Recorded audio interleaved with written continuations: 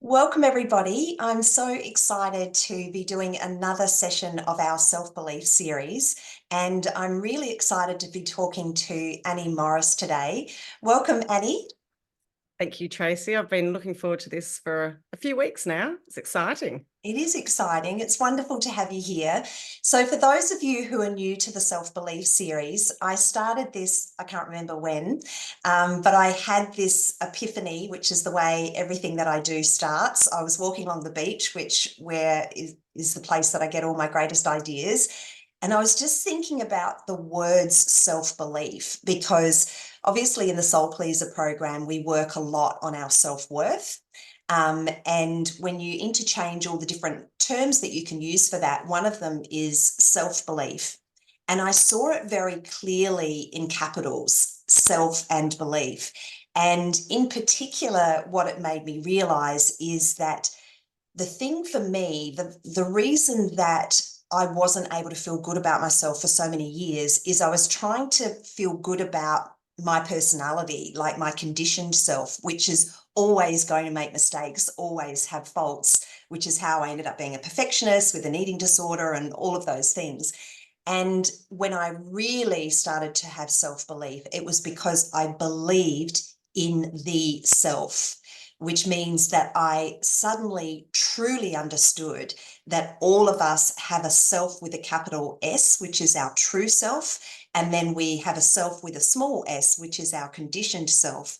And if we believe in the existence of our true self and we aim to align with that true self as much as we can, everything changes. And it doesn't mean that we're like that all the time, not at all. But the moments that we are like that, that's when we truly have belief in ourselves, because the self is so much bigger than just us. And the reason I love the self-belief series is because the other thing that came to me is that it's a moment by moment thing, just like being in or out of alignment with the true self is a moment by moment thing. So is our self-belief. Like one minute we can believe in ourselves and feel great, and the next minute we can feel insecure. And I feel like there's a sort of story throughout our lifetime with that. I think that we come into the world excited about this human life we're going to have, and we totally believe in ourselves because we haven't forgotten about the true self. But then we have people around us and they may have lost their connection and their belief in self, and we are influenced by them. So Annie, where I wanted to start with you is if you can think back to sort of when you were little, when did you stop being the joyful, wholesome young child that has all the confidence in the world? Was there a particular incident or age that you lost your self-belief? I was thinking about this on the way in, actually, and I think if I could go back to the first sort of time, if it was an actual first time, was definitely around that age of 7 to 10, when I started realizing that it was safer for me to dim my light. Wow. Yeah. Yeah. How did that come about? What made you realize that that was safer? Just the dynamics of I think I had a very loving family. We did a lot of stuff together, but I had a lot of interesting dynamics through my sisterhood and our even at school. And I realized that if I could dim my light, I wouldn't get bullied. So I started turning into this person, which I didn't know at the time. I was turning into a chameleon, a very good one. And I wanted to be seen, but if I was seen in this situation with that person acting like that, I would change the way I acted. Yeah. So it was just easier to fit in rather than be yourself. Yeah, plus back then I probably didn't know what self meant either. So I knew that if I was good at sport, I would be seen. So I was Yeah. a very high achiever with physical sport. And I loved it anyway, and I was naturally good at it. So that's where I noticed I got a lot of empowerment and happiness from. But if I was then sometimes when I'd come back to other spaces, that would bring me trouble because the tall poppy people wanted to put me down. Yeah. Or being popular doesn't always mean you're popular. It also means you're a target. Well, Yeah. to me, it always meant that I was a target in some situations. So I felt quite bullied around that. Yeah. Yeah. And what specifically for you did dim your light mean? What back then, because you wouldn't have had that language at the time, potentially, what was it about your personality that you felt like you had to dim so that you could be accepted? Something just popped up for me then. And I remember being called from someone very close to me a princess. And I'm like, wow, I never saw myself as a princess. But I was seen to be, in their eyes, someone that got what they wanted and did very well. Well, I was third child, so I was clever. But I never saw that. So, sorry, what was the question? Because it was No, leading into. you've answered it really well because, I think that that is such an exciting revelation because it's really explaining that you got what you want, which is your birthright, which meant you were in alignment. So you didn't know that that's what that was. And you, at the time, were innocent about getting what you want because you still remembered what you came here to do, which is get what you want. That's what we all came here for, is to pick and choose. No thanks, yes please, no thanks, yes please. But that's frowned upon. That's looked down upon. No, you have to work hard for it. No, you can't just get it because you want it. I had an incident just not that long ago where my son was out of work and he had applied for his dream part-time job to do while he's at university and was potentially maybe applying for some other things. But I even found myself thinking, well, you can't just expect to get your dream job. I'm like, oh my God, why am I thinking this? But he knew he was going to get it and he got it. Like, the younger we are, the closer we are to our origins, the more we realize, and this generation coming through are so evolved, but our generation back at the day, we got pushed down for that. No, you can't just get what you want. And yeah, I remember somebody saying to me much later than that age, I think I was in my early 20s, but I met this guy. I was flying into Lee Creek every week to work as a physio with the miners, would you believe? There wasn't much wrong with them. They're just like, oh, there's a blonde chick who's come up as the physio. Absolutely. But I met this guy and he said, you live a charmed life. And at the time I kind of felt guilty for that. And now I reflect and go, yeah, I do. We're all here to live a charmed life, and to own that. So it started at a young age for you. You were bullied.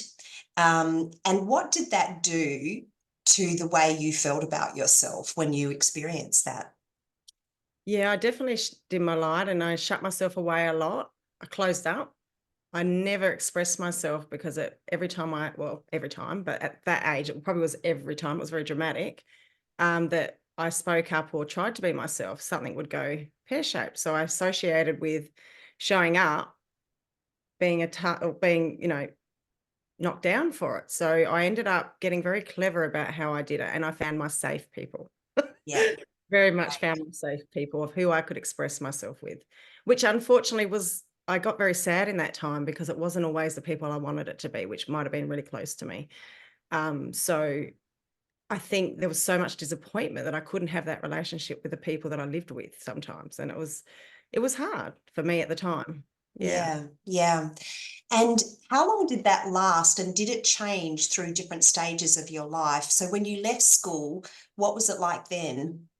Well, I got asked to leave. I was one of those beautiful kids in year 10 that I remember, and this is another reason why I came through school going, oh, not another love ring. So I was labelled by the teachers before I stepped in the classroom, which was interesting. And then if I asked a question, they would say, I've just explained that. I said, yeah, but I didn't understand. They'd throw a duster at you until you do Wow. harder. There's a lot of things going on at school. So for me, it probably wasn't my place. And someone did pick that up, which was awesome. But another teacher challenged me and I got A pluses with her. She said, I hear that I don't want you in my class. And I said, oh, that's no good. And she said, can you prove me wrong? and we ended up having a great relationship. So she came down and met me and gave me some boundaries and structure, and I performed beautifully for her. Yeah. The others were just very aggressive, and so school wasn't my place. I just went there to make memories and have fun. But one of the teachers even said to me, "You'll end up barefoot and pregnant at 16." That was what I left on, those terms, and I didn't, which was great. Yeah, it's very interesting because you had the great experience of very different teachers. So you only needed one that could see who you really were. And so, although you say school wasn't for me, those other teachers weren't for you because, they were out of alignment. They were obviously unhappy in their own lives to be throwing dusters at their students.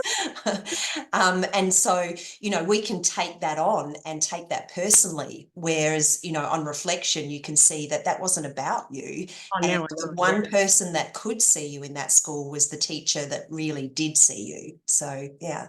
And I noticed even at that young age, I started attracting to those people. I got very smart in, oh, those people are there for me. Yeah. And so then I could be myself and show them what I could do. Great, great. So you can see here the contrast of lack of belief in one circumstance because of the way you're being treated. And this is the way we are. We're so conditional. So we respond to somebody who is treating us in a certain way as if it's true, just because it's what they think. And this is where the self-belief is so important, because then we prioritize what we know to be true rather than what somebody else is telling us is true. And so you were still young enough to be able to be guided by that, and drawn towards that teacher who understood you. Luckily, because I could have also gone the other way, I think. I Yeah, could have ended absolutely. up in bad hands really easily as well. So, and I still do take that appreciation and respect from my family and parents for that, because I did hang around very good sports people, good mentors, and that was one I could tap into good people, which was great. Yeah, yeah. And what happened after school?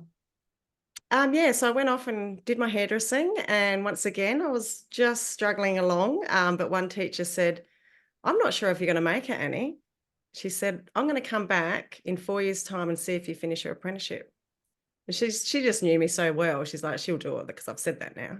Yeah, yeah. So I did, and I got through, and she came and visited, which was awesome. So you remember those beautiful people in your life, don't you? Absolutely. And I also think that that's a really powerful statement to make, because you chose to use that challenge of somebody saying that to empower yourself rather than just go, yeah, she's right, I can't finish anything.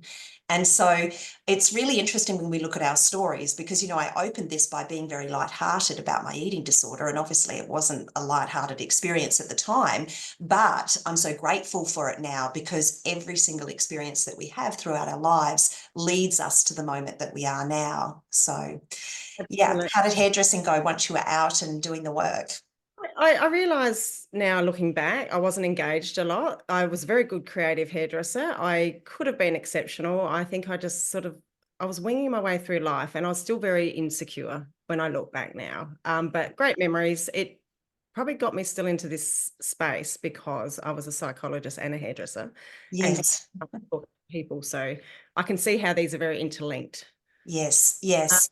And but yeah, I love the interesting thing about working with you over the years, so Annie and I have worked together for a very long time, because Annie was part of the first intake of Farm Owners Academy, and I became one of the coach, or the coach actually at the time, in 2017. We were having a laugh before you guys joined us, because Annie reminded me of something that I'd completely forgotten. Apparently, when I was coaching her and Rick, at one point when they wouldn't go out on a date, I said to them, I don't know if I can work with you because you're not actually doing anything that I suggest. And it was exactly what they needed to hear. So they wanted to keep working with me. So they must have gone out on the date, because here we are after all those years. But, one of the things about you, Annie, is that even when I first met you, and there was so much insecurity, and at the time it was within your relationship, in your marriage, which obviously is a reflection. When we have insecurity, it will show up in our relationships, particularly our key relationships. You always had this calmness about you.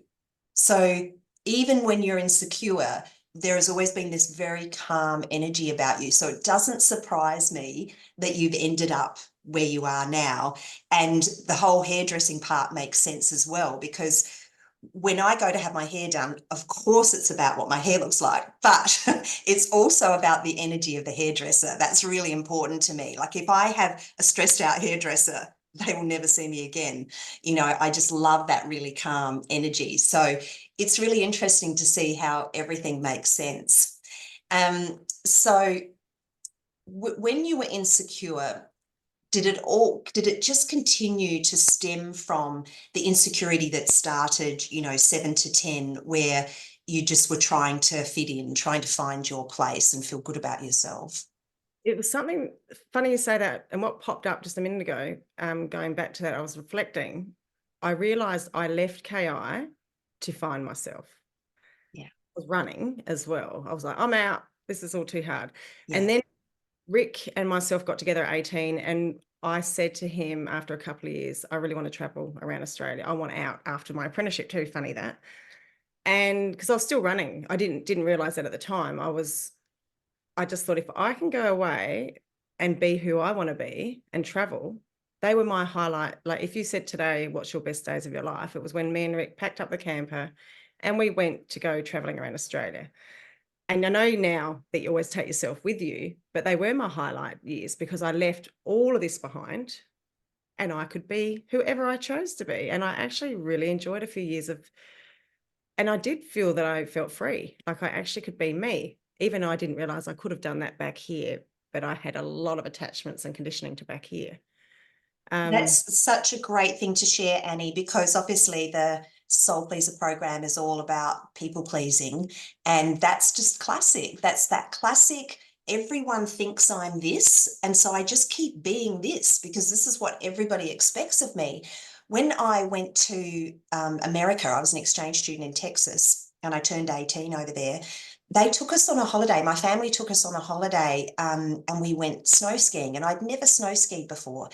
And up until then, I'd been a very scared person. Like, you know, if I'd have done that here around the people I knew, I would have stayed on the green slopes, you know, the whole time and, you know, gone at a snail's pace. Anyway, nobody knew me over there. I went on the black slopes. It's like, who are you? But it was like I could reinvent myself because nobody knew who I was. So I didn't have to be timid Tracy. I could be this, you know, daredevil. And it's really interesting how we're so influenced to be who we think other people think we are rather than whoever we want to be. So I really relate to that, that you felt very free when you and Rick were away from everybody that you know. Yeah. And Rick wanted to come home. And that's when all the fun and games started again. Yeah. It's very interesting. Yeah. Yeah, yeah. So you can see how influenced we are by our surroundings and the people that are around us. That makes a huge difference to how we show up. So then we sort of fast forward to us working together. When I first met you, you had experienced depression. How would you describe that? Yeah. So when I first fell in that hole, I was on, oh, I can't remember the date, but Tanner was, yeah, my second child. 3 months in, I just remember exactly sitting at the kitchen door, like glass door, looking outside. I actually rang the hotline, whatever the number was back then. Yeah, Really weird for me. And yeah, I'm like, what am I doing? Anyway, I spoke to a stranger because I felt safe with a stranger. yeah, I told them how I was feeling, and they said, I think you might have some form of postnatal depression. And it was like, really? Like, and I just didn't, I'd never had done any of that inner work. I didn't know what that even meant. So I was like, well, I'm definitely a mess and I feel very stuck and lonely. And I was crying a lot. So yeah, that's sort of when the postnatal came on. So I was around 30s, early yeah, 30s. yeah. Um, and that's when the self-help healing journey started, really. Yeah, yeah. It's interesting because our rock bottom is our bounce point. It's always an opportunity. And it was for me as well after my third child having postnatal depression. I needed a friend to point it out to me. I thought it was Damien's fault. It's like, he's been a real pain in the ass. My friend's like, no, he hasn't changed. So it's really interesting that we can hit that real low, but on reflection, we kind of go, thank God, because that was the thing that sort of shakes us awake so that we start to do the work. Yeah. And so the journey for you has continued to improve. I remember talking to you once. I was walking along the beach when I was talking to you, and I was just explaining to you that you had so much practice of thinking in a way that didn't feel good. You know, I was trying to take the weight out of the diagnosis because it's so difficult once you've been diagnosed with depression to not feel like it's a disease, to feel like it's a condition, to accept that this is just what I've got. And I'm not undermining it at all. You know, absolutely, there's a place for medication. I took medication as well, and I think that people should when they need it. But what I realized is that I used to wake up feeling low. That was my starting point to the day. And so then I felt like I had to fight that to try and feel better. And really, the way that I've changed is bit by bit practicing a new way of thinking. And I think that that was a shifting point for you after us talking about it in lots of different ways. It was like, yeah, I really need to make this my priority, no matter how difficult it is, to try and think thoughts that feel better. Yeah, it's interesting. So I haven't actually said, but when we first got to farm owners, can you remind me of that? I'm Yeah, going to yeah. lose myself here, but I wanted to say that you were like the lady, the angel with wings for me. And so I really do appreciate us connecting. And that was at that retreat. Remember, Sunny was there with a little baby, and you spoke, and Haley and me actually got together and went, yeah, we're sick of footy clubs. Yeah, we're sick. We're ready to shake this shit up. And she just flew, and I've been watching you guys all fly, and I was like, oh God, I'm still here at this stage or whatever. And that's another whole story. But it was such a privilege to meet you and have those conversations, because that actually propelled me to say, I remember even with Rick, like I know now that there is people out there, success leaves clues. There's people out there I can follow, not become. I'm not Tracy Secombe Morris, but you opened up this space for me to know that if I actually do just follow along, it's okay to see and ask questions and see how people that found happiness and joy, because that's all I was wanting, was to be content and peaceful. But I was still pushing all that time. There was still a lot of push. Like, okay, well, they've told me I'm clinically depressed, so I'm broken. And so there was a big thing around that for me, Tracy, that took a long time. There was maybe everyone's problems are different, and everyone's strength and my uneasiness went for a long time. It didn't change very quickly, but there's no rules for anybody, is there? No, How we change. So no, thank you. yeah. Thank you for that time. And I just wanted to share with everyone, and I know Rick shared this story, so I feel like it's safe to share, is when we started Farm Owners, I went to that first introduction, and it was Andrew Roberts was there, and I'm like, that's the stuff I love. It lit me up. I was like, yeah, I'm a very energetic, bit of an extrovert. And we're driving home to KI, and Rick had his arms crossed, and he goes, we can't fucking afford this, Annie. I looked at him and I was like, he could see me like a childlike. I was like, what? I said, I don't think we can afford not to, because I could see our marriage was crumbling around us as well at the time. And he said, oh, sorry, Rick. He said, you know, you're a narcissist. And I'm like, what's a narcissist? And I'm Googling away going, oh, there's bits of that. Okay, maybe I am. But I really want to do it. And I really think that this is the people I need to hang around. So it was really important for me to pursue that. And I can tell you now, it's the best thing I've ever done. Oh, and I've got goosebumps you telling that, because you, as a young child, dimmed your light. But in that moment, and I told this to someone yesterday, someone said, how will you know when it's inspiration from your soul? And I said, wild horses won't stop you from doing it. And in that moment, you had the strength to say, we're doing this, Rick. Like, we're doing it, you know, because you just knew. And in hindsight, you know that that was your soul calling you, because your whole life was going to change, because that was the first step for you, was to do that program and start doing that work. Yeah. And the funniest part about that, Tracy, is I ended up getting heavier into my shit because I was digging. So I got really uncomfortable while I was still growing. I didn't realize that at the time because I Yeah. don't have Pandora's box. I was in, couldn't shut my lid. And he just said, this is the best thing that I've ever done. And now he's coaching alongside of you. And it's like, he just flew really. Yeah, he did. Got patches of not flying, but he flew into it really well because he loves all this morning routine, and I was still battling along at my speed. And it's just remarkable that he would agree that it's the best thing we ever did. Yeah. But I want to reassure you, which you don't need because you're out the other side of that, but anybody who has just started personal development work, because sometimes it'll feel like it gets worse before it gets better.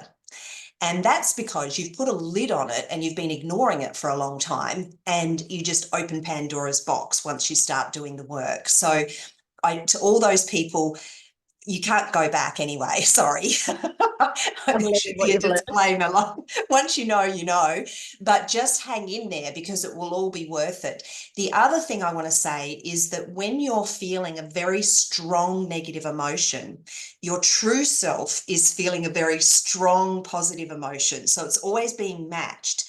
And when you are strongly recognizing what you don't want, your inner being, your soul is already living this magnificent version of what you do want. So the time you spend in what you don't want, and the depth of the feeling that doesn't feel good in what you don't want, is just equal and opposite. So it's going to be absolutely brilliant when you finally let go and surrender and allow all of that good to come in. So it can be gradual for some of us, and it can be, you know, all of a sudden for some of us, depending on, and usually it's all both of those, and it's incremental. But one of the turning points that I remember with you as well, which I think was in McLaren Vale at a Farm Owners Academy retreat that I was running, is my impulse, which I can't, sorry, not sorry, hold back. You know, when I just have to say something, I say it. It was like, I think you're actually ready to help other people. And then that's when you did Purpose Prosperity with me. And it really opened up the channel to actually find a platform where you could channel everything that you're applying to yourself, because sometimes it's easier to learn through teaching. Absolutely. You gave me that nudge, and I was like, oh, I'm not sure. Because my head always got me in trouble, and we'll go back to that later. I'm sure that'll come up at the end, but my head was where I lived, and my body was going, yes, and my head was going, no, you're not safe. Mm. But Yeah. I remember you saying, just start, Annie. You even said to me once, which was really good, and I still don't know where you were at, but you said, how do you know I'm not only 2 steps ahead of you? And I went, what? Yeah. I Yeah, said, because that's the thing we do, is we watch people already doing the thing we want to do, and we just think it's so far away. But the reason I said that to you is because you said, who am I to teach this stuff when I'm not healed? And I said, the best person to teach you is just 2 steps ahead of you. I remember that. Because if they're too far away, it's unattainable. You can't relate. Whereas if you've got this person that was like you before and can totally relate to where you're at, you know, this is why I teach about people pleasing, because it's not like I never people please anymore. I just know it when I'm doing it. I just watch myself doing it, you know. So I can really relate to every single person that starts working with me. Everything they're saying, I'm like, yep, I get it. I get it. I get it. Not because I read it in a book, because you are me. You are me, and I know what you're feeling like. And now you've been able to step into an area where you're working with people where you can totally relate to them. Yeah, and that's the part I love about it. Like, I know I actually look at them, and I am fully ready, and I've stepped in over the last year, but I see their potential already, which you were looking at me and probably banging your head against a brick wall going, when is she going to drop? I can No, never. I knew you would. drop at some stage because I'm very passionate about this work, and I have experienced it, and I've seen it. And I remember standing on my back deck one day, and I phoned a friend, and she's actually a hypnotherapist. And I rang her, and she goes, I really think you need to work with me. Got you totally sorted. And I'm like, and I leant in, shiny object, she's going to fix me. And she just said, and she fixed me in that she didn't fix me. I fixed myself, but I wasn't broken to fix. But what happened was, it was a feeling I didn't like. And she said, "How do you know, Annie, that you're not exactly where you need to be right now, so then you can help others?" As soon as she said that, this unease feeling just left my body. I've never had any weird things happen to me, but that one, and I went, "You're not going to believe this, but I actually feel fantastic." And she's like, "Good, my work is done." And that was it. And after that moment, I actually do believe sometimes it just, we go through everything we need to for those moments to know that we are in the right space moving forward, and not to give up either. Like, it's really important. Yeah, absolutely. And so was that what led you to become a hypnotherapist and do a course and learn how to do hypnotherapy? You still had a fair bit to do with a lot of this in a month.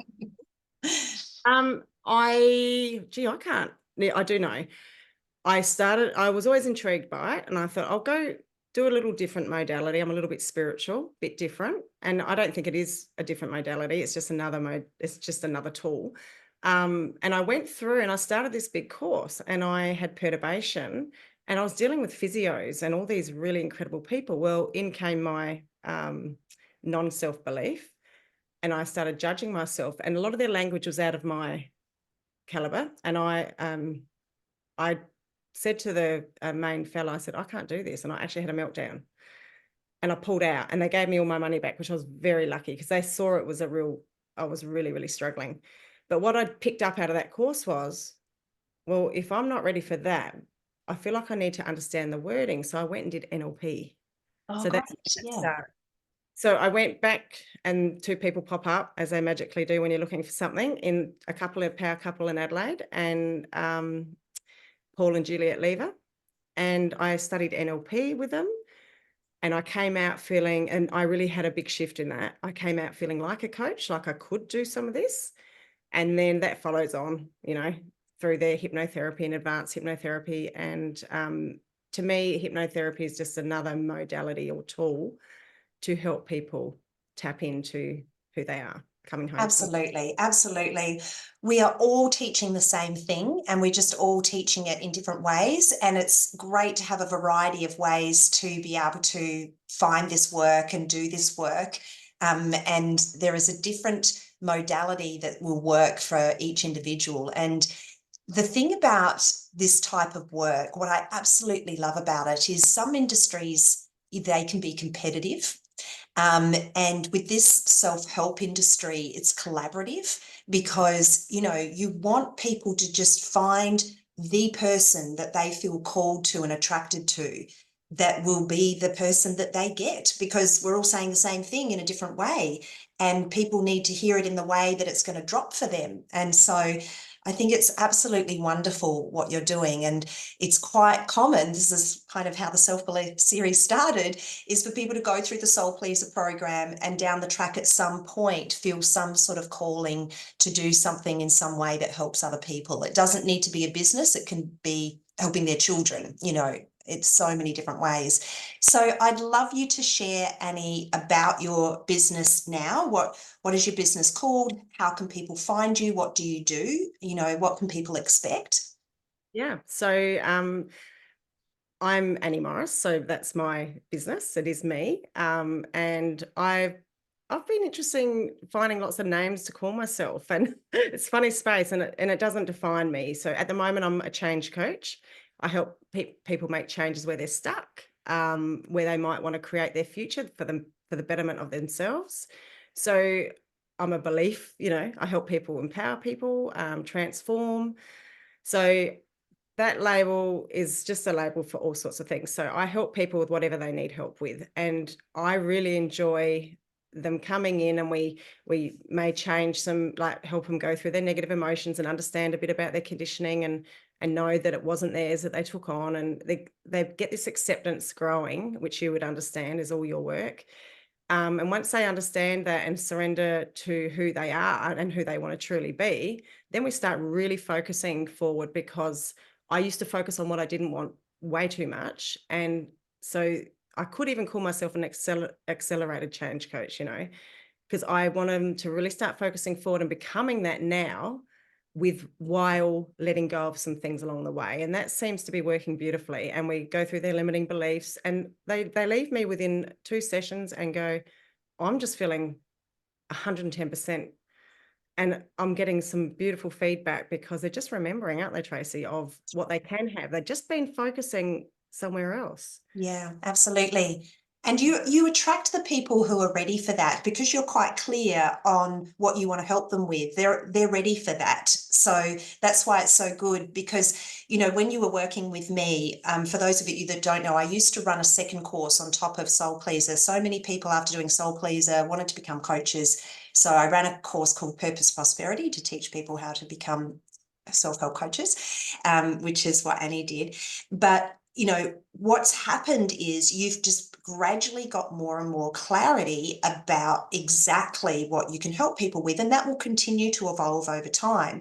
But when you are very clear through your experience with people and you see the change, then you just attract people that's exactly where they're at. So do you do one-on-one sessions? Are they on Zoom? How does it work? Yeah, so I can do face-to-face. I work in Kingscote now at the Business Hub 3 days a week, but I also do Zoom. I love Zoom. I feel like I've lived in this room of Zoom for 7 years now.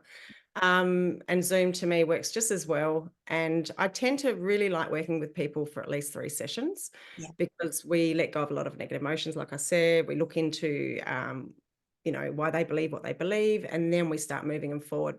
But every time they leave me, they feel 110% better. And that's my responsibility, is to hold that space so they find their own answers. I don't fix because no one's broken. I just hold space. But these techniques and tools I utilize open those conversations up, and we do a bit of timeline therapy as well, which is awesome. So I really work with the unconscious mind, and that's a really nice, easy way. And it's probably one of the quickest ways to help make change as well. So it does have its space, and it's pretty amazing. All of the tools I pick up. Someone said, "What do you do?" And I feel like I do what you do. I do what that one does, and I pick up all the things I enjoyed. I run retreats now because of you, probably. I'm going to say from you. Amazing. How did the first one go? Did you enjoy it? I absolutely loved it. I definitely was nervous. My co-host pulled out 2 days before. Of course she did. To show you could do it on your own. Probably one of my biggest beautiful takeaways for anyone listening is I became a role model for my children. I never had boundaries. I was the biggest people pleaser, Tracy. That's why I could relate to you. I actually didn't have structure and boundaries at all for myself. So I was everything to everybody. A life member to Western Districts, a brilliant sports player, a mum that did everything, cool mum, but she didn't look after herself. And so now my kids know that, oh, I might not pick up the phone for a whole day, but I'll get back to you. And it's given me some self-worth on looking after myself. And that's been probably the number one. So the retreats I do are about coming home to yourself. And there's quite a good feedback, but one of the girls said, I haven't had a peaceful mind like that forever. Yeah. She was mum of 5 or 4. And I'm like, Yeah, no wonder. get that. But, Yeah. just, getting back to nature, grounding, swimming, all the things that are around us. I remember one day someone said to me, Annie, how do you know you're not actually in heaven and you're wasting your time? And I went, oh, shit. Right. So let's just enjoy this because it's pretty magical. Yeah, yeah. Well, thank you so much, Annie. That's amazing. Does anybody have any questions for Annie? Just unmute yourself if you do, or you can raise your hand. If not, how can people find you, Annie? Would they just search Annie Morris on Facebook or Google your name, or what's the best way they can find you? Yeah. Annie Morris, or can we put our email or something under there at some stage? Yeah, I will share whatever information you give to me when I share the recording of this, so then people can reach out to you Yeah. that way. But what's the name of your Facebook group? Rise and Shine. Rise and Shine is the name of the Facebook group. So Annie goes live in there. So that's another way that you'll be able to reach out to her. And Heidi said, love you, Annie. Thank you, Heidi. Beautiful. Thank you so much for everyone that's come on live. I really appreciate your support. And thank you, Annie. I'm so proud of you. It's just amazing to watch your journey. Thanks, Tracy. I've really appreciated this. And yeah, just for anyone listening, please just show up being you. And that's all you have to do, really. And look after yourself and have fun. It's all about having and enjoying the rest of what's around us. Yeah, absolutely. Thanks, everyone. See you later. Share it.